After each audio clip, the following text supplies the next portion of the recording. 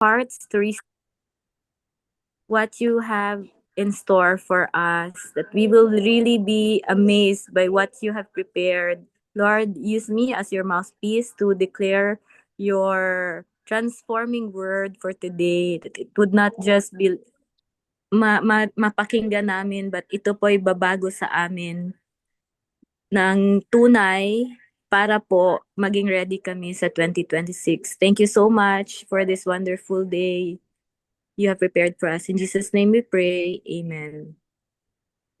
So, next slide po. Ang ating pong title for today from Pastor Oswald Chambers in Psalm 87:7. And every virtue we possess. So sa Psalm 87:7, ang sabi dito, as well the singers as the players on instruments shall be there. All my springs are in you. So kanta po ito ni Don Moen, all my source are in you. Ibig sabihin po ng spring is lahat ng kaibuturan, lahat ng pinanggalingan sa aking buhay ay galing sa iyo. All my springs are in you. Lahat po ng bukal, no? Bukal na nagbibigay buhay sa lahat ng madaanan niya, galing po lahat sa Panginoon. And every virtue we possess is from God. Wala pong sa atin doon. So, yun po ang ating pagbulay-bulayan ngayon. Next slide po. Our Lord never patches up our natural virtues. That is, our natural traits, qualities, or characteristics. So, hindi yan pinapatch up ni Lord kung ano yung natural virtues natin. He completely remakes a person on the inside. Put on the new man. Sa Ephesians 4:24, ang sabi dito, hindi tinatahi lang ni Lord kung ano yung kulang sa iyo, pinupuno niya. He completely remakes us. Ibig sabihin nun, tinanggal niya talaga yung dati mong old self at pinalitan niya ng bagong self. So, ibig sabihin nun, nung dati mong ginawa noon, completely erased na yun siya. And you are a new man, a new creation. Lahat ay bago. Ikaw ay spotless and blameless pag andyan si Lord sa buhay natin. So, lahat ng natural virtues natin, yung dati mong dati mong characteristics or ang dati mong attitude, wala na yon. Pag andyan na si Lord, if you're born again, you are a new man. You are new from the inside out until sa paglabas outside, you are completely new. Hindi siya yung kagaya ng meron lang butas, tatahiin lang ni Lord para masuot ulit. Hindi. Ikaw ay bagong vest or bagong dress. Bagong-bago ka in the sight of God and in the sight of man. You are new. And si Jesus yung makikita sa buhay mo. Hindi na ikaw. Kasi si Lord ang nagbago sa atin at ginawa niya tayong kawangis niya. Tinanggal niya lahat ng hindi maganda, lahat ng kasalanan mo completely forgiven and erased. And you are a new person. Ang nakikita sa buhay natin is si Jesus Christ. In other words, see that your natural human life is putting on all that is in keeping with the new life. No? Dapat in keeping siya sa new life. Kung ano yung ugali ni Jesus Christ, dapat ganun na po tayo. Hindi na yung tayo pa rin yung masunod o tayo yung ating ugali pa rin ang masunod. Pagbago na po tayo, no? If ever we have encountered God, 'di ba, hindi na tayo sumasama sa mga gimmick, hindi na tayo ayaw na natin maging masama, hindi na we are so patient with people, ganun na. Si Jesus Christ na yung manguna, yung ugali ni Jesus Christ na makikita sa atin. The life God places within us develops its own new virtues. So yung virtues na godly virtues or the fruit of the Holy Spirit, yun ang nakikita sa buhay natin. Especially the spirit of love, joy, lahat yun. The new virtues, yun na yung makikita sa buhay natin. Not the virtues of the seed of Adam, but of Jesus Christ. Our manly virtues or yung natural virtues natin noon, Hindi na yun ang makikita. Di ba pag dati, wala tayong patience. Dati, hindi tayo loving. Dati, hindi tayo, walang self-control. Lalo na pabugso-bugso yung damdamin natin, walang self-control. But now that Jesus Christ, nireceive natin si Jesus Christ as Savior and siya yung Lord natin, andyan na yung love, andyan na yung joy, andyan yung peace. Yun yung sinabi ni Jesus Christ na aalis ako, but I will give the Holy Spirit so that yung new virtues ay makikita sa buhay ninyo. Ma-empower kayo to do the things you have been purposed to do and even greater things than this. No? Pag si Jesus Christ nasunod natin and ang Holy Spirit nasunod natin, ang daming amazing things na gagawa natin. All for God's glory. Next slide po. Once God has begun the process of sanctification in our life, watch and see how God causes your confidence in your own natural virtues and power to wither away. So, hindi naman ibig sabihin pag nandun tayo kay Lord, okay na yung buhay natin. Siyempre, gusto tayong maging perfect ni God, so dadaan tayo ng process of sanctification. Ito yung merong pruning, tanggalin niya yung idols natin, no? Mag-wither away yung confidence natin sa natural virtues and power natin, no? Sa mga nagre-rely tayo sa people or sa thing or the possessions or the power that we have, mag-wither away yon and we would rely now solely on God because we have been sanctified. Talagang dadaanan natin yung process of sanctification so that we could be perfect and holy just like Jesus, just like God. He will continue until you learn to draw your life from the reservoir of the resurrection life of Jesus. Dire-diretso yon hanggang completely dependent na tayo kay Jesus Christ. Until we would really be dependent on the resurrected life of Jesus Christ. Dati, kayang-kaya naman natin, no, on our own power. Kayang-kaya natin. Dati, kayang-kaya natin gawin lahat. 24/7, magtrabaho tayo. Gaya natin maging mayaman, no? Kaya natin gawin itong mga bagay na ito. But when God is with us, mas kaya pa natin more than pa sa ginagawa natin ngayon. No, pag nag-rely tayo fully on God, solely on God, mas maganda, mas ikakaganda pa ang ating dating nagagawa. And ma-amaze tayo na hala, kaya ko pala yon, no? Kaya ko palang ma-empower ang mga tao na hindi naman ako nagsasalita noon. I'm shy person ako noon, but now when you are empowered by God, just like Peter, kayang-kaya mo mag-share and kayang-kaya mabago yung buhay ng mga taong nakikinig sa atin. No, not because on our own power, but because Jesus Christ is in us, because the Holy Spirit empowered us to do so. Thank God if you are going through this drying up experience. No, sabi ni Pastor Oswald, we would thank God if we are going to this process of sanctification. Pag tinatanggal na niya yung idols natin, masakit, pero magaan ang buhay. No, we are released from that bondage that we have been going through dahil we put our trust on man, on ourselves. We put our trust on idols. Sana no, yung mga taong nag-go through ng sanctification, ma-realize nila na si Jesus Christ, tinatanggal nila yung hindi maganda sa buhay natin. Hindi sila masad pag na-bankrupt. Dahil gusto ni Lord, you would rely on His power, not on your wealth. Hindi sila masad pag nag-break up, no, sa boyfriend na hindi tama for you. Kasi gusto ni Lord, you would be with a man who is for you and a man of God, no?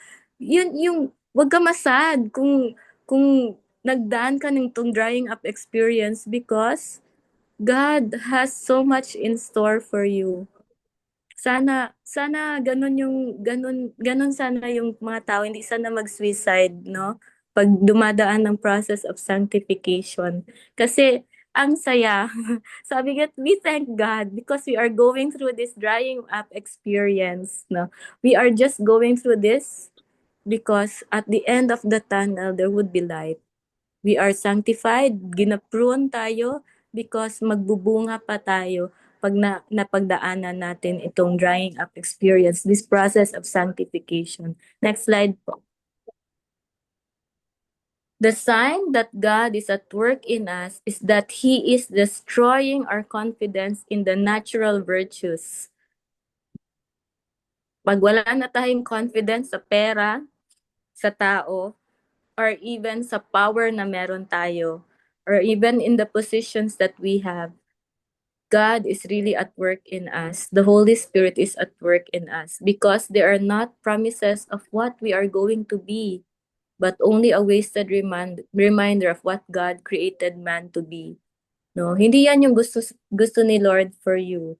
God really created you for His glory and for His purpose. Dapat hindi tayo masyadong mag-rely on our own self, on our family, even on the powers or possessions that we have. We only rely on God. We want to cling to our natural virtues while all the time God is trying to get us in contact with the life of Jesus Christ. Minsan talaga doon sa natural virtues natin, doon tayo so much mag-rely. But God is trying to draw us out from them pag pinaprocess niya tayo. And then we would really see how much Jesus Christ really did suffered and died for us para po tayo ay maging kawangis niya.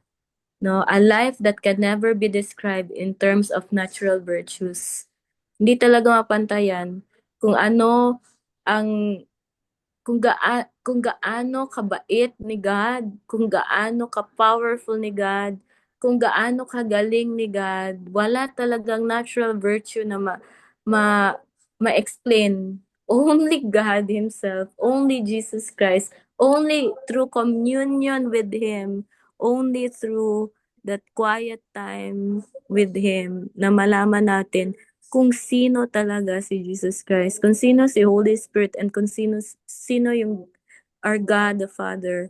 We could never equate that with kahit pa 100% tayo perfect sa school, or kahit 100% tayo perfect sa job performance natin. We could never equate God. Only God in us. Makaka-equate tayo kay God pag si God, Holy Spirit would fill us. Pag filled tayo ng Holy Spirit, saka tayo maging kagaya niya. No. Next po. It is the saddest thing to see people who are trying to serve God depending on that which the grace of God never gave them. No?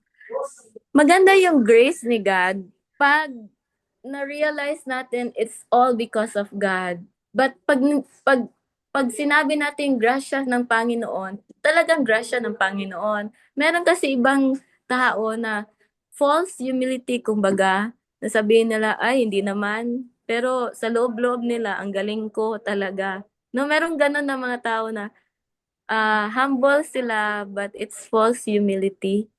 They serve God humbly, but it's false humility because gusto nilang ma-appreciate sila, no?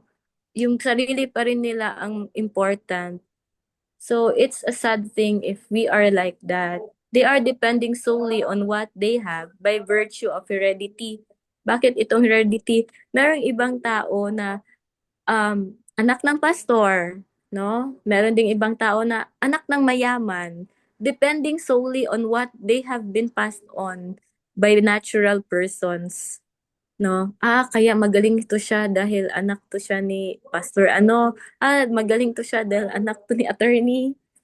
Ako lagi noon sinasabihan ako, apo ni attorney.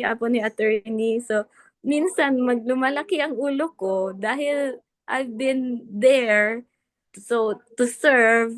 Pero pag sinabing apo ni attorney, ang proud ko sa sarili ko. Ganon. But it's not that, no? Hindi ganon. Hindi ganon ang pag-serve kay God. Ang pag-serve kay God is to really glorify God in what you are doing, even if people would not recognize you. No, as long as you have been serving God with all of your heart and really being obedient to Him until the end, yun yung maganda. Yun yung the virtue that God wants us to have. It's God in us, to glorify God in us. God does not take our natural virtues and transform them. Hindi niya yun, kinukuha niya, oh, ito, magaling to si Cheryl, dito ka. Tapos i-transform. Because our natural virtues could never even comes close to what Jesus Christ wants, no? It could never come close to what Jesus Christ wants for you. Kahit pa na kahit pa ikaw yung pinakamagaling, pinaka-brightest person on earth, or pinakamayaman bilyonaryo ka, if you do not have Jesus Christ in you, and if you do not have the Holy Spirit in you, you can never equate the virtues that God wants you to have.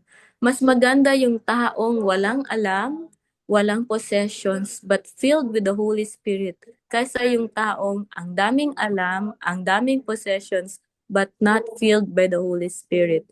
Ibang-iba talaga ang ginagawa ng dalawang tao, no? The old sinful man, the old nature in you, and the new nature in you, if you have the Holy Spirit in us.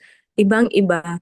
Mas maganda yung godly virtues ang makita sa buhay natin kaysa yung natural virtues that what we have been having a long time ago. Kahit pa ipinasa yan sa atin yung pagkamagaling natin, no?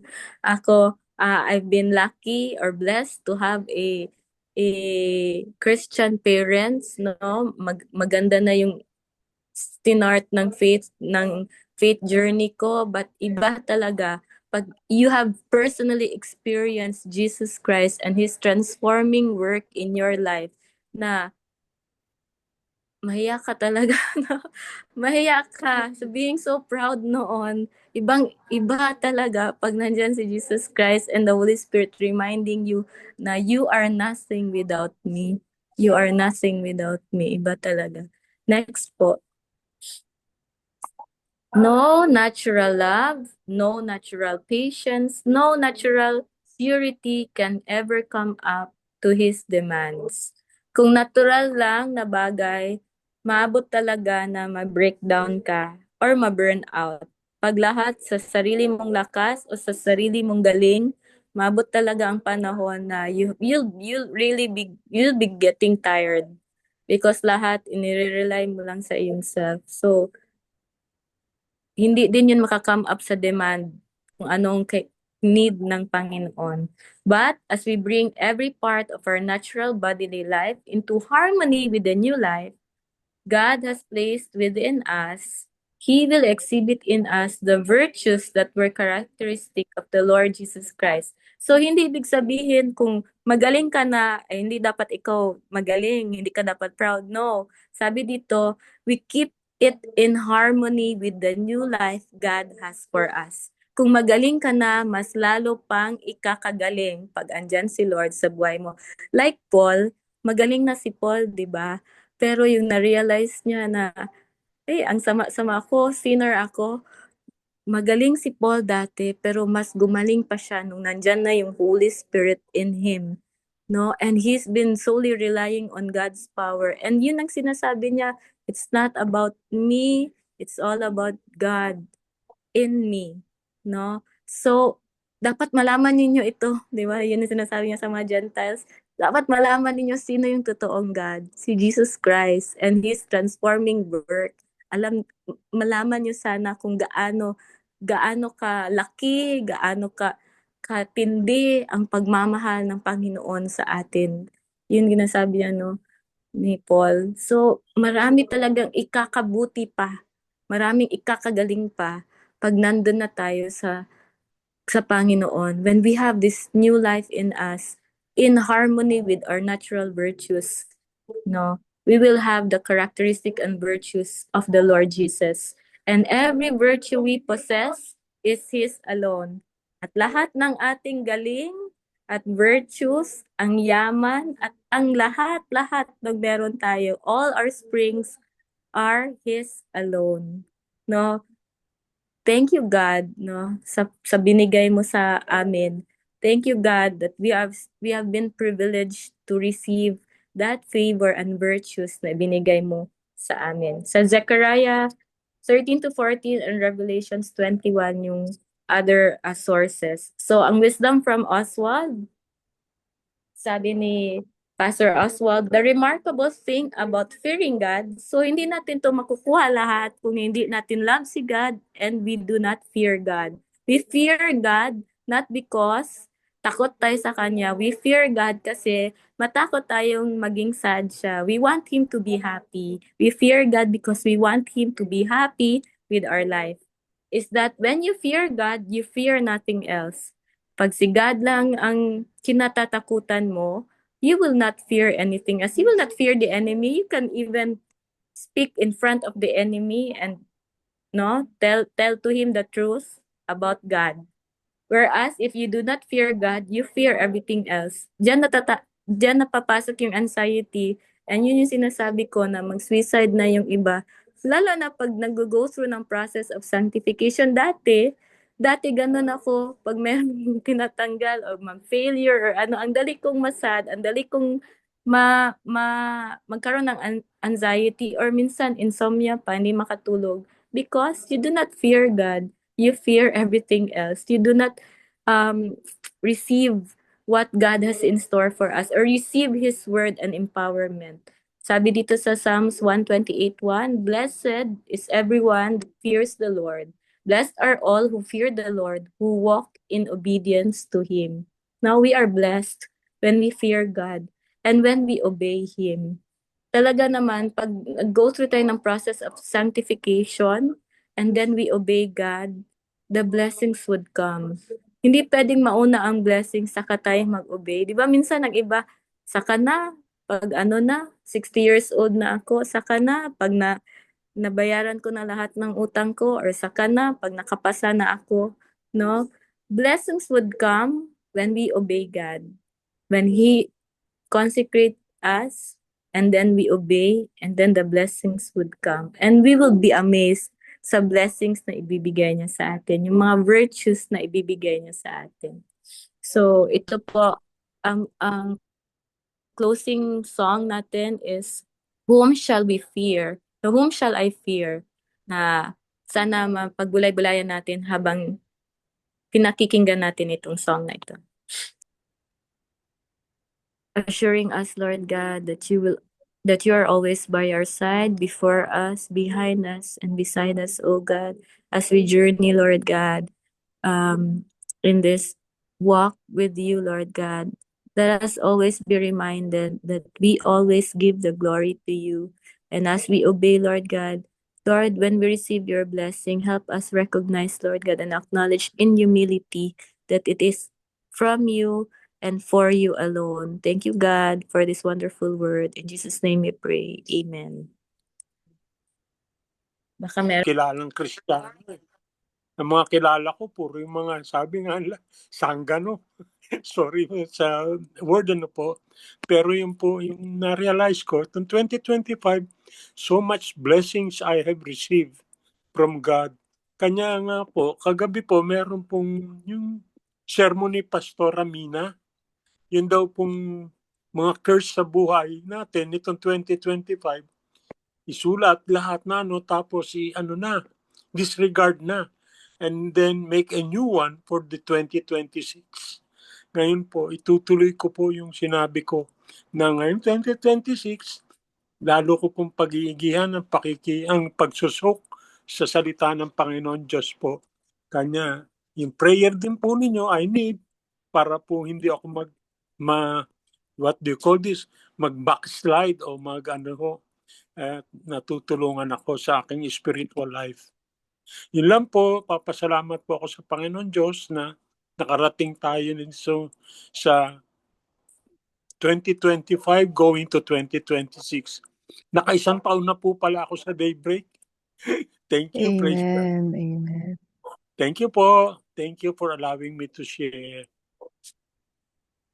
Praise God. At syempre, praising God po sa buhay nyo always, Kuya Virgil, na mula po noon na umpisa kayo dito talagang consistent at talagang nakikita yung evidence sa ginagawa ng Panginoon sa buhay nyo. At hindi nyo po ipinagdadamot yun, kundi talagang you share it. Which is yun naman po ang nais ng Panginoon na Amen. tayo po ay nagpapalakasan sa isa't isa sa pamamagitan ng Opo. sinishare natin kung ano yung ginagawa ng Panginoon para maibida si Lord. Siya ang maitaas sa buhay natin. Amen. Thank you po. Amen. So, sige Thank po, you. meron Thank you po. for having me. Amen. Meron pa po bang gustong mag-share po while we have a little bit of time left? Anyone?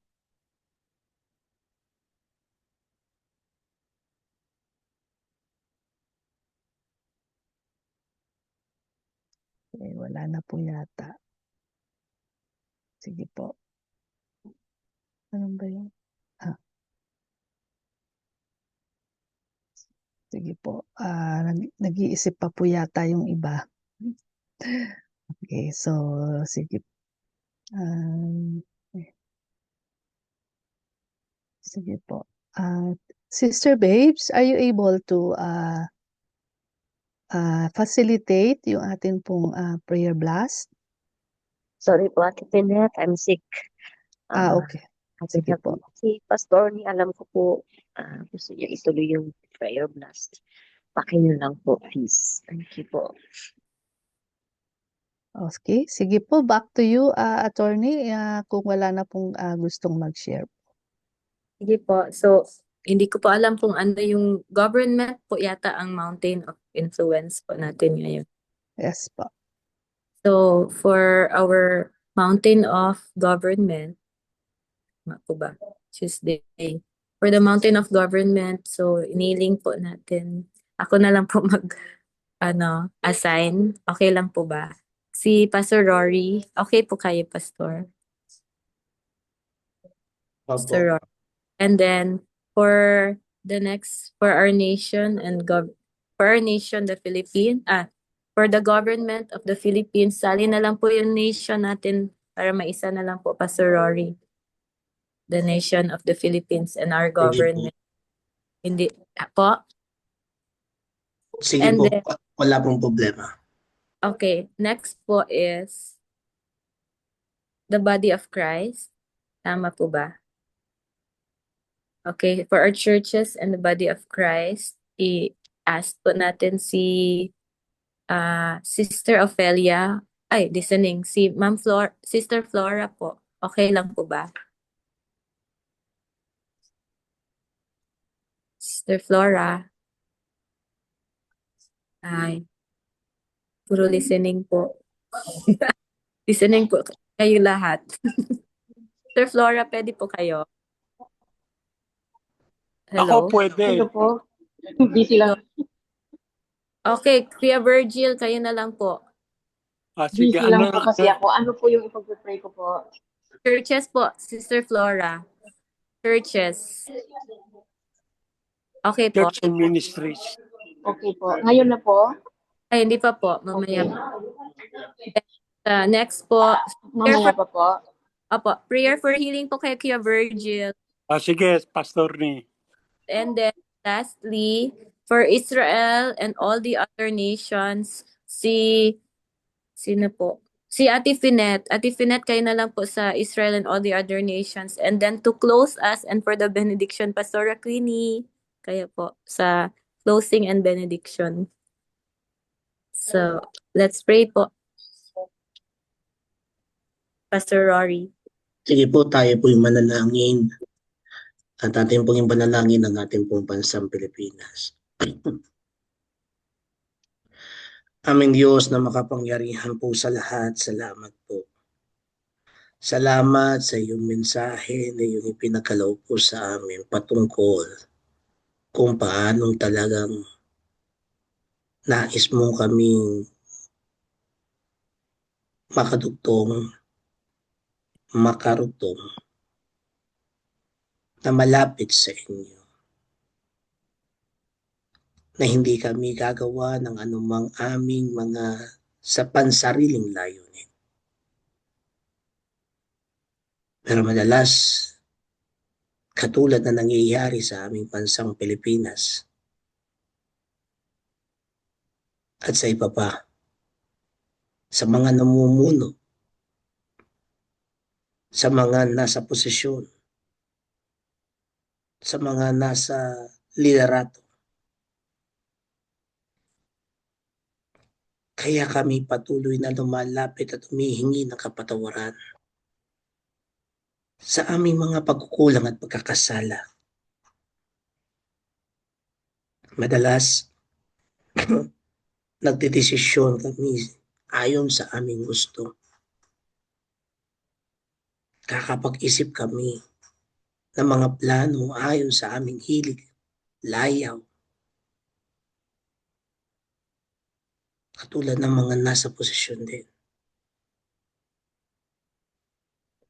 Ama, o Diyos na buhay at banal, alam namin na ikaw, kayo ang Diyos na maunawain, ngunit may tunay at ganap na hustisya. Kayo ang aakay. Kayo ang patuloy na maglinis sa aming bansang Pilipinas. Sa korupsyon, sa personal na interes, sa mga planong baluktot,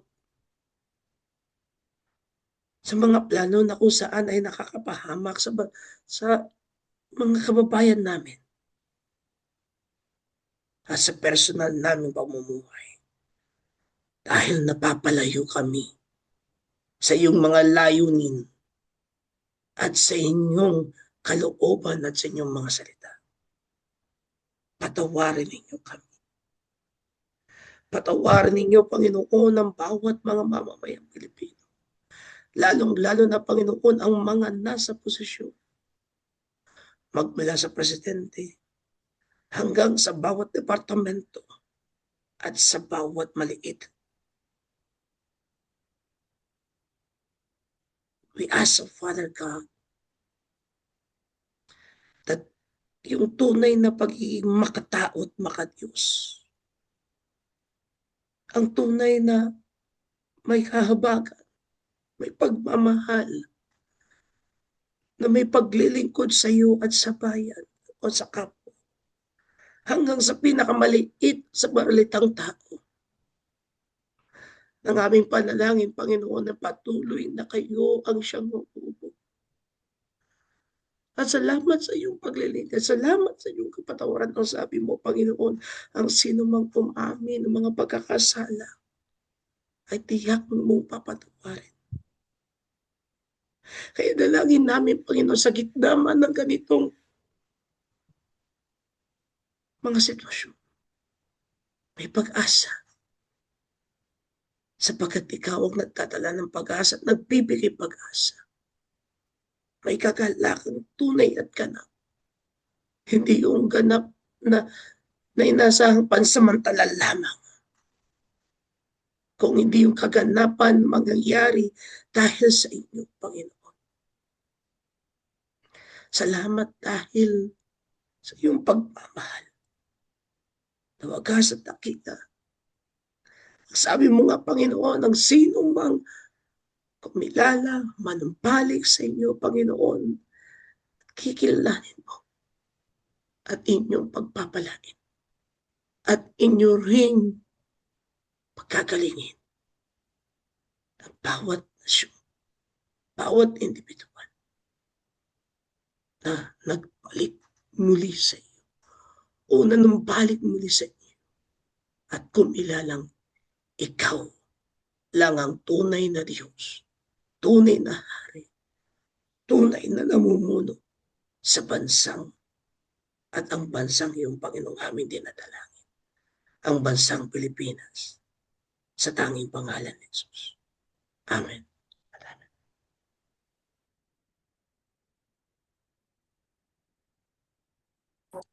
Sir Flora, kayo na po sa churches and ministries. Yes, Lord.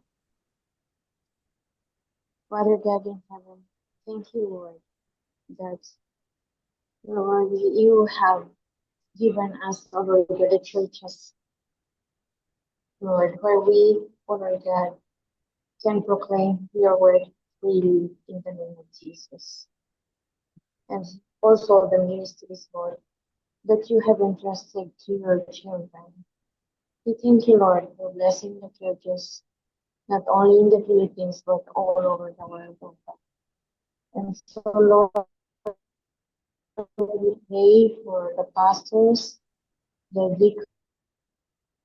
deaconesses, the church, Lord, will remain faithful and loyal to you, despite all of the persecutions, rejections, difficulties, misunderstandings, problems, divisions, and other difficulties that we are facing inside the churches of God. And so, Lord, we pray that everyone, Lord, will just obey you, will walk with the Holy Spirit, oh God, so that every one of us, Lord, will be transformed to be like you, and no longer to be conformed to the pleasures and things of this world that brings each and every one away from you.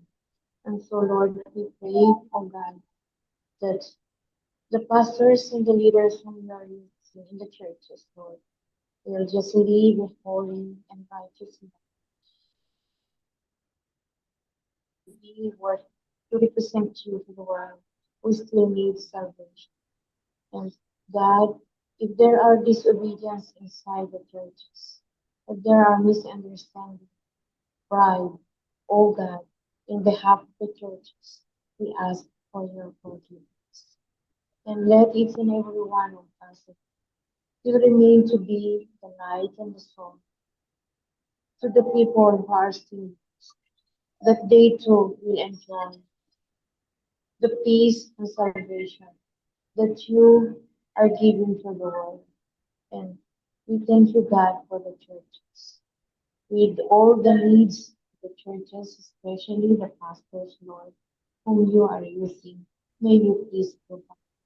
I pray for unity also, and that everyone will bear the fruits of the Holy Spirit: love, joy, peace, patience, kindness, goodness, faithfulness, gentleness, and suffering. That, oh Lord God, not only for the pastors, but down to the members, everyone will remain the light and the souls to the people who are still needing salvation.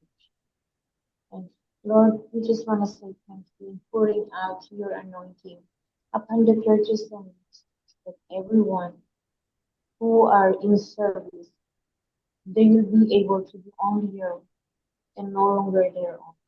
And may your word be proclaimed pure, Lord God, beside the churches and even in the ministries. And we just want to say thank you, Lord, for the lives, Lord God, of the pastors, the deaconesses, church leaders, and members, Lord God. So thank you, Lord, for their obedience to you. And let it be, oh God, that all of us will do only your will and no longer to do anything on our will. And Lord, help each and every one of us just to bring glory to your name with everything. And we just want to say, Lord, we love you and thank you, Lord, for the churches and ministries that, Lord God, you have provided and you have entrusted to each and every one.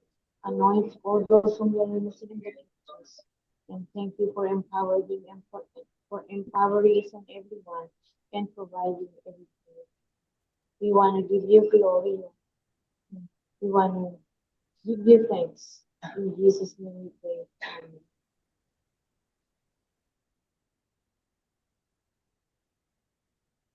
Our most gracious Heavenly Father, Lord Jesus Christ, hallelujah. Holy Spirit, hallelujah. We praise you and love you, our triune God. Right now, we lift up our brothers and sisters who are sick, O Lord, who have illness, O Lord, that they have been suffering, O Lord. And we pray and we ask for your miraculous supernatural healing, O Lord Jesus. Right now, you do know each and every one of them, O Lord God. Kilala mo po ang bawat isa sa kanila. Alam mo po ang kanilang mga karamdaman, Panginoon. Dinadalangin, dinudulog po namin na puspusin mo po ang kanilang puso, ang kanilang soul, body, and spirit para sila po ay maging malakas. Ipuin mo po kung anumang karamdaman na meron sila, Panginoon. Yung pong miracle ninyo, ang ipamanifest ninyo, ay pakita nyo po na lahat ng gawain dito sa aming mundo ay posible dahil sa inyo, Panginoon. Wala pong imposible sa iyo, O Lord God.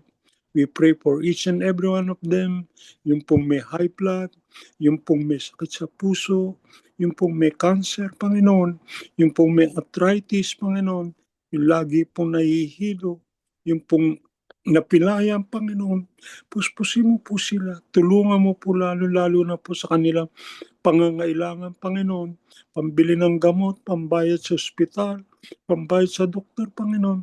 You are our great provider, Panginoon. You are our Jehovah Jireh, as well as our Jehovah Rapha, Panginoon, our God the healer. Lord Jesus, dinadalangin din po namin na total healing kila Pastor Nicao, kay Pastor Paul, kay Sister Olive De Leon, at sa mga may karamdaman na kailangan nilang gumaling na, Panginoon. Ikaw pong humipo sa kanila para totally they will continue serving you and praising you, O Lord, sa mga miracles na ginawa mo sa kanilang buhay, Panginoon. Right now, dinadalangin ko po ang bawat isa sa amin dito sa Daybreak. Kung may nararamdaman po, hipuin mo po, Panginoon. Pagpalain mo, Panginoon, kung ano man ang kanilang problema, kung meron silang nararamdaman sa kanilang katawan, Panginoon, ikaw nakakaalam, Panginoon. Puspusin mo ang aming mga puso. Patuloy mo po kaming pagpalain, Panginoon. At patuloy mo hayaang tawagan ka namin lagi, Panginoon, upang kami ay maging masaya sa aming mga gawain, Panginoon. Diyos namin, Panginoon, lahat ng ito'y dinadalangin namin na ikaw ang aming nag-iisang tagapagligtas, Panginoon. In Jesus and by the power of the Holy Spirit, lahat ng mga na may sakit na to, dinadalangin po namin at alam namin na pinagaling mo na sila, Panginoon. Salamat sa pagpapagaling mo, Panginoon. Thank you in advance for each and every one of us sa kanila, Panginoon, na you are a working God, you are working behind the scenes. Kanya alam po namin at naniniwala kami at meron kaming pananampalataya na lahat sila ay pinagaling mo na, Panginoon. Ang dalangin na ito, lahat ay sa amin na kinakakaloob sa iyo, Panginoon, na aming tagapagligtas. In Jesus' name, Amen. Amen. Amen. Amen. Father God, as we continue to lift up to you our prayers, we acknowledge, Lord, your sovereignty, your authority, Lord, your control, still very much in control. You're still very much seated on the throne, oh God. You who created everything, Lord, even the nations, including everything that is here on earth. Salamat, Panginoon, Lord, that we also remember in our prayers, the nation of Israel. Maraming salamat, Panginoon Lord, at binibigay niyo po sa amin ang privilege na ito. Although we are not there physically, Panginoon, but we know that through our prayers, Panginoon, ay naririnig mo, O God, ang amin pong mga intercession, Lord, on behalf of your chosen people, O God. Sa mga kaganapan, Lord, doon, matatapos na naman ang isang taon, and still, oh God, ay hindi pa completely nasisettle at nare-resolve yung conflicts, the ongoing conflicts there. At alam namin, Panginoon, Lord, na kumikilos ka, Lord, and you continue to work sa pamamagitan, O God, ng inyong mga anak na nandoon, O God. At we just pray, Panginoon Lord, that in your own perfect will and time, Panginoon, at you will put everything to a stop, itong mga nangyayaring mga kaguluhan doon, O God. At help your children there, O God, mga Christians, Lord, na naniwala sa aming Panginoong Jesus, those who are the Messianic Jews, Panginoon Lord, strengthen them, O God, and continue, Lord, to protect them, O God, and provide everything that they need, Lord, all the avenues, all the platforms, all the opportunities, Panginoon Lord, na maaari silang makapag-share, Panginoon, ng iyong mga salita to strengthen their faith, O God. Alam namin, Panginoon, Lord, na sa araw-araw, Lord, they are putting their lives at risk.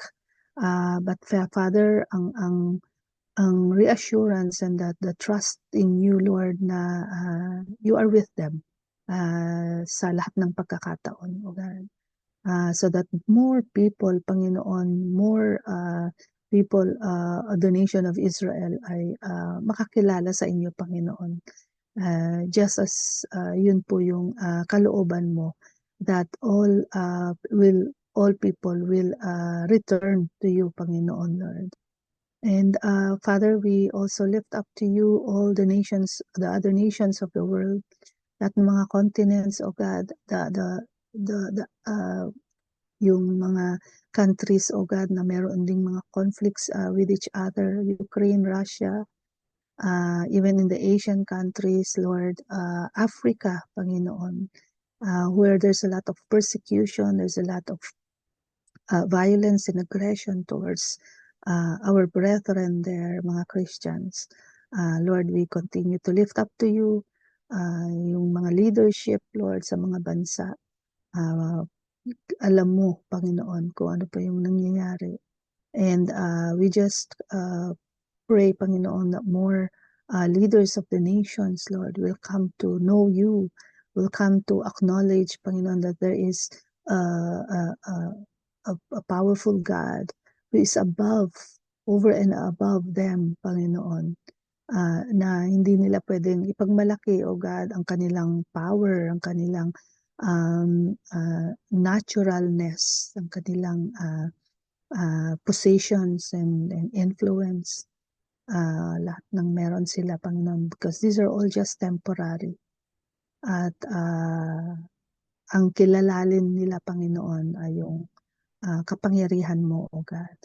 At ikaw ang maging yung i-consult nila, Lord, sa inyo lahat ng kanila pong mga decision making, lahat ng kanilang the way they implement their policies at lahat pa ng iba pang mga plano nila para sa mga bansa, O God, without your blessing, without your guidance, O Holy Spirit, lahat po, Panginoon, will just be futile, O God, at hindi po magtatagal. At in the end po ay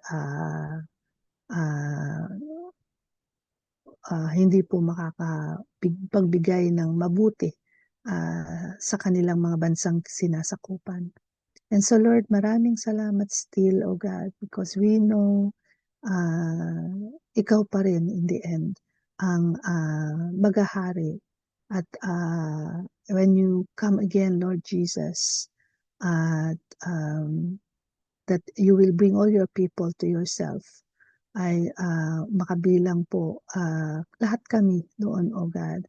And help us even now, O God, to remain faithful to you as you have constantly and continuously remained faithful to us. Thank you again at we know, Panginoon, na you are constantly working, Panginoon, towards the fulfillment, O God, of your very good plan para sa mundong ito na inyo pong nilikha.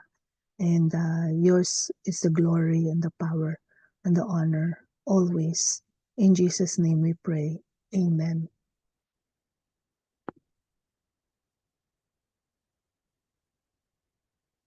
Amen, amen. Sir Queenie. Bago po mag-pray si Pastor Queenie, anyone who are celebrating their birthdays po today? Meron po bang From At po si ate po, Pastor na Sir Cheryl, anniversary po nila mag-asawa, if I don't mistaken. Yeah. Si Pastor ni Cheryl. Anniversary po. Ayun, Tsaka- wedding anniversary po nila. birthday po ng anak kong panganay, si Josh. Joshua po. o yun?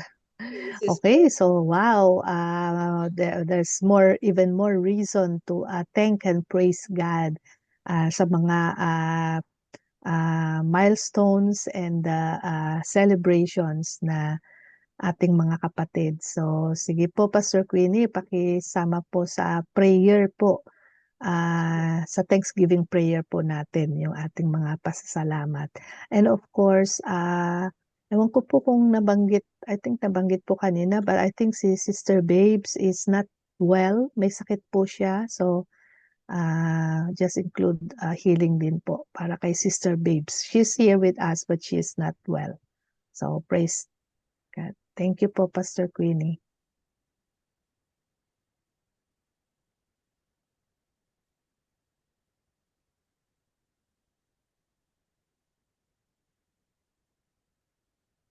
Ay, nakamute po kayo, Pastor.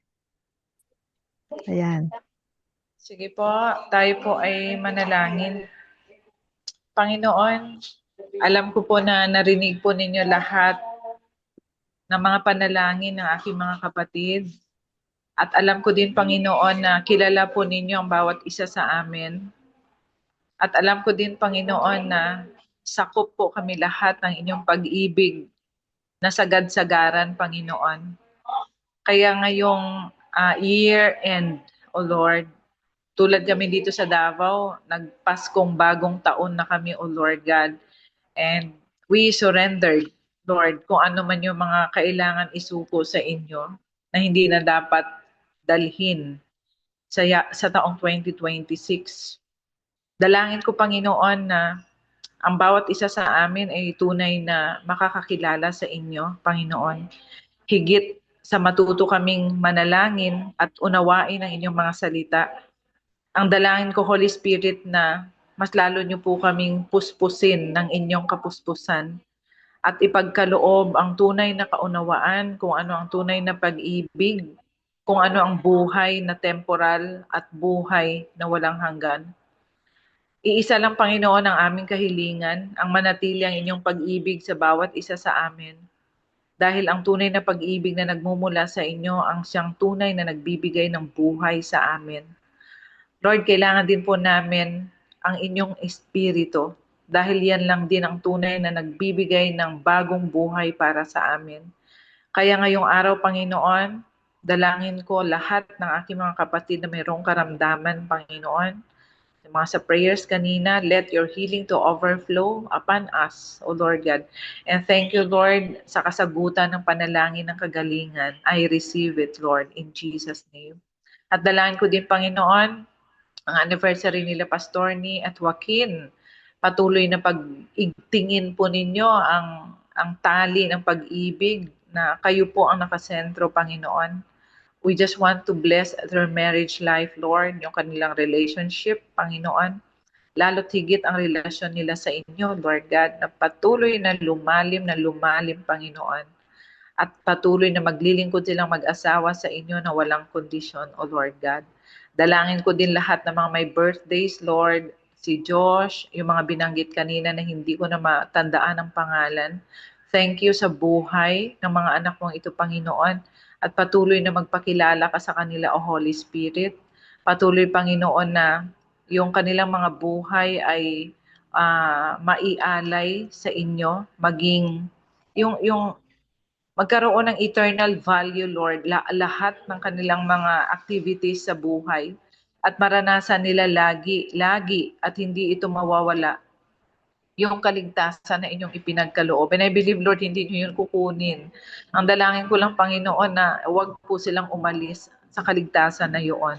Ganon din, Lord, kung ano pa yung mga occasions ngayon, Panginoon, na nabanggit kanina na hindi ko na matandaan. Dalangin ko ang tagumpay sa buhay ng bawat isa. Panginoon, pinapasalamatan ko din po ang Daybreak Global and International, Panginoon. Sa mga panahon pangparating, O Lord, patuloy na pagpalain niyo po ang grupong ito, Panginoon, iba't ibang denominations, pero one spirit, one truth, Panginoon. Kaya kahit na iba-ibang denominations, nagkakasundo kasi iisa ang aming Espiritu, Panginoon. Kaya sa gabing ito, O Lord, dalangin ko, Panginoon, ang inyong paggabay sa amin at pinapasalamatan ka namin sa buong taon 2025. At ngayong 2026, dalangin ko na kayo pa rin ang aming Panginoon. At tulungan niyo po kami na mas lalong lumalim ang aming relationship sa inyo. Na mas lalo po namin kayong mahalin kung paano po ninyo kami inibig na walang kondisyon. And this is our prayer, Lord. In your name, Jesus. Amen and amen. So mga ka-daybreakers, let us all receive the power of the Holy Spirit, yung sustaining grace ng Panginoon na hindi kayang maubos, hindi na deadbat. Tanggapin natin yung apoy ng personal revival, holy visitation from the Holy Spirit araw at gabi sa ating mga personal na buhay, sa ating mga tahanan at sa ating mga ministries. Tanggapin natin ang katotohanan na tayo ay anak ng Diyos, tayo ang tagapagmana, at kailanman hindi po tayo iiwanan at pababayaan ng Panginoon. Tanggapin po natin lahat ito ngayon dahil ito ang totoo. Sa pangalan ng Ama, ng Anak, at ng Diyos, Espiritu Santo. Amen and amen and amen. Happy New Year!